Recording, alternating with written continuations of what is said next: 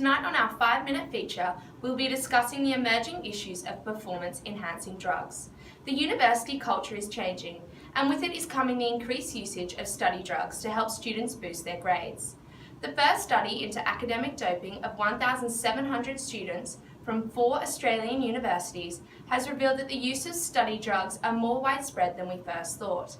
In fact, study drugs in Australian universities have found to be more widespread than it is in the United States and Germany. Popular study drugs on the market include Ritalin, modafinil, and Adderall to increase alertness and attention.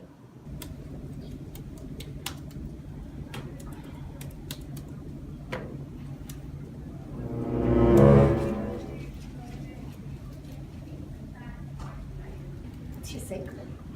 Oh, are you not on these? On what?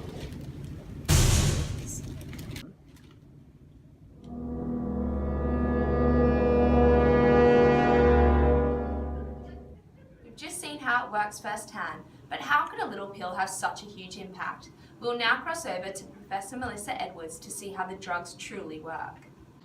These medications are used to treat attention deficit disorder, ADD, and attention deficit hyperactivity disorder, ADHD, which affect attention span, impulse control, self-discipline, and hyperactivity.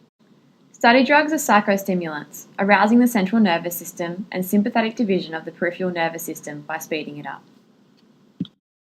Study drugs work by increasing the amount of dopamine in the brain, by blocking transporters. Dopamine is a neurotransmitter that we most associate with reward and is released whenever we perform an action we perceive as being good, such as winning the lottery or eating a cake.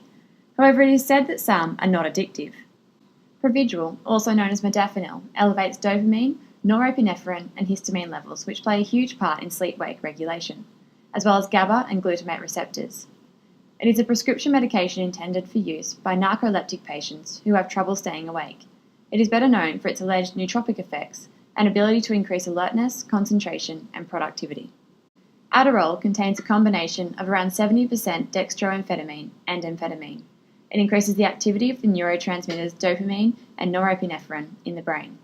Norepinephrine is a substance similar to adrenaline that promotes wakefulness and attention and elevates the heart rate, thus may also lead to anxiousness. Methylphenidate, most commonly known as Ritalin, increases dopamine and norepinephrine in areas of the brain that play a part in controlling attention and behaviour. So overall, they are very counterproductive, as when you should be going to sleep to consolidate your memories, it is still exerting its wake-promoting effects. Let's go check on how Juliet is doing now. Hi Juliet, how are you feeling today? I've taken some study drugs. I was struggling to concentrate and now I'm feeling quite down. Well Juliet, let me tell you about the adverse effects of study drugs. As you are probably experiencing now, those that are dependent on study drugs have trouble sleeping, concentrating, and have a lack of motivation when they stop using. How have you been feeling the past couple days, Juliet? I've had headaches, been quite nauseous, had diarrhea, back pain, anxiety, and I'm very dizzy. These are all side effects along with rhinitis, constipation, insomnia, weight loss, and nervousness. Long-term effects of study drugs include emotional issues, heart damage, hypertension, and tachycardia as they affect heart rate and blood pressure. So Juliet, how do you feel after hearing how they can affect your body? I definitely won't be taking them next time. Thanks, Doc. It's terrible what they can do. First on 5-minute feature, we have the inside scoop.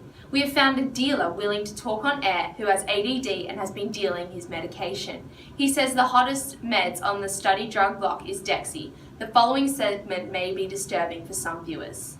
I once sold a 100-pack of Dexys for $300. The individual price around $5. Modafinil is like $3 a pill.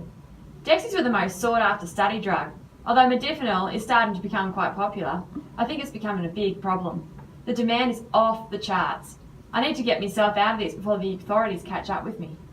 Yes, Josh, that's a great idea. We need to start thinking about what can be done in the future to reduce the prevalence of study drugs. We need to start educating students about the negative long-term consequences of these drugs. This can be done through online chat forums and prevention programs.